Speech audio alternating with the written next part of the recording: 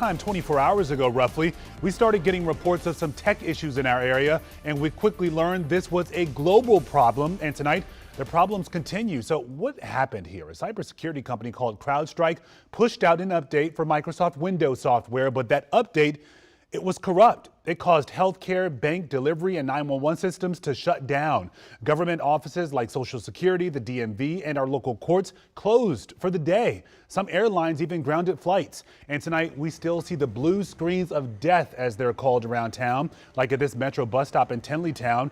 Thankfully, Metro Rail and the buses were able to get up and running today. WMATA's website was down for some time, but that's okay at this point as well. One expert says the scale of this issue could make it the largest IT outage in history. Tonight, CrowdStrike has apologized. It says the issue was not a cyber attack and the problems have been fixed. But of course, it's caused a massive ripple effect around the world. We sent our John Duran to Reagan National Airport to see how the airlines are still trying to recover. According to FlightAware, nearly 100 flights have been canceled and more than 290 flights delayed out of Ronald Reagan National Airport Friday.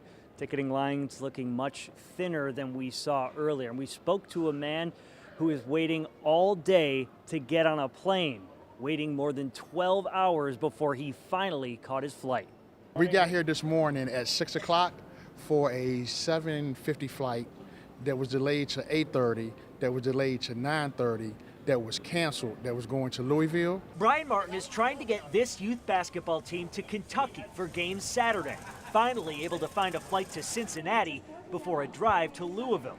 Still, Martin considers himself lucky on a disastrous day for travel. Ours wasn't too bad, so of course we was disappointed that we wasn't able to get out, but all the other stuff I've been seeing on TV, people have been missing their weddings and work and everything. And he says living nearby certainly helped keep his cool. We was lucky enough that we could go back home and get situated and then come back. A luxury Laura Matthews doesn't have. Now we're stuck here. We're trying to get back to Toronto, Canada. Matthews tried to fly out of BWI this morning after undergoing surgery to treat her cancer. We're going to be stuck here for over 48 hours, they're saying. So it's not good. Everything is, we're trying our hardest. I want to get home. Others, like Tina, are trying to get away on vacation, frustrated with how airlines at BWI responded to a global technical outage. We have 3 people behind the counter helping us. And the one lady that came and talked to us from Delta said, we're doing our very best.